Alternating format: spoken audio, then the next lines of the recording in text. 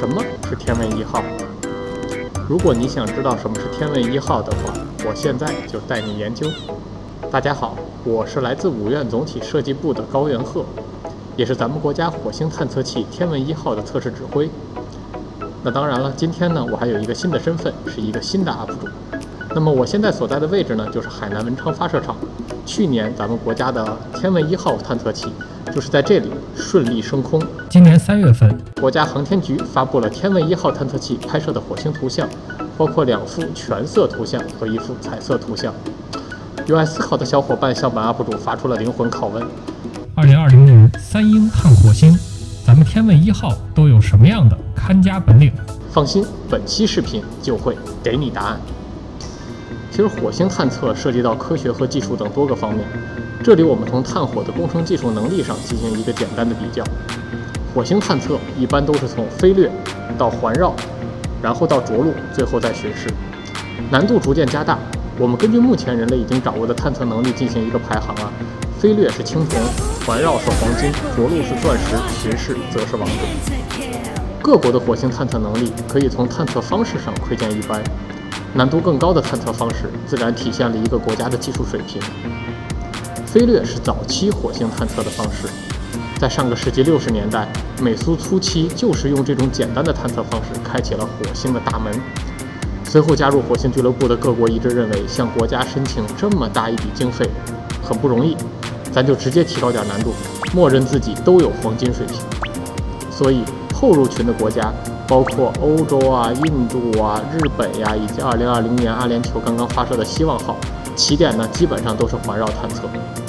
然而，目前除了美国一枝独秀外，俱乐部中几乎所有国家都还停留在这一阶段。了解火星探测历史的同学们应该知道，战斗民族苏联和火星那真是八字不合。悲催的苏联在火星的旅途上如同中了魔咒一般。苏俄前后50年间有近20次向火星发起挑战，从1972年发射的火星2号走得最远，但在着陆后仅持续22秒也就中断了。挑战王者的晋级赛最终以失败告终。欧洲在2003年发射的首颗火星探测器火星快车，它携带的小猎犬2号探测器尝试在火星表面进行软着陆，遗憾的是从母船弹出后音信全无。最有希望成为第2个王者的欧空局晋级赛同样也以失败告终。那咱们中国承载了全村希望的天问1号将一步实现绕、落、巡，从实现方式上绝无仅有，难度很大。首次火星探测，咱们直接开启 Hard 模式，跳过青铜，一步向黄金、钻石以及王者发起挑战。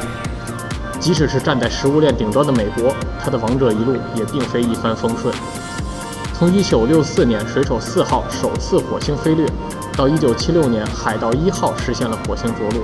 再到1996年旅居者号成功巡视，前后32年的时间才实现了绕、落、巡这3步。如果中国能够一次任务实现，那么王者美国将不再孤单，火星王者的段位里就又多了一名新晋玩家。那么一步直接挑战绕、落、巡，天问1号是不是太冒险了？中国敢于一次实现绕、落、巡，是不是有点飘了？其实绝对不是。而且中国并非在盲目追赶，在过去的10多年间，月球探测所积累的技术已经为我们国家未来行星探测提供了扎实的基础。地火转移、近火制动几乎可以从3期探月工程中得到真传。而难度最大的几个技术，比如说着陆缓冲大气进入等等，这些技术咱们已经在嫦娥3、4、5号以及载人信号中有过不少次成功的经验，唯独超音速开伞、抛伞、开发动机之前确实尚无经验，存在不小的挑战。总的来说，火星着陆绝非易事，欧空局的着陆器就在这个阶段失败了，苏联和美国也在这个环节出过问题，但咱们中国有基础，更有信心迈出一次挑战的步伐。可以不谦虚地说，中国的天问1号是人类探测火星60年历史上最复杂的一次，高风险高回报，咱们玩的就是心跳。那为何美国可以到达火星后直接着陆，而天问1号需要先绕飞3个月才能着陆呢？其实是因为美国在发射毅力号之前已经向火星完成了14个探测任务。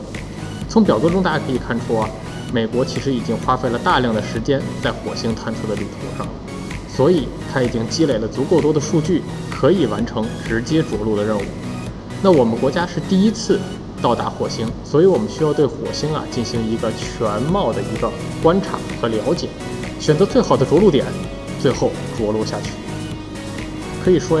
各国的核心技术都牢牢掌握在自己的手中。即使美国有宝贵的经验，中国也要立足自主设计，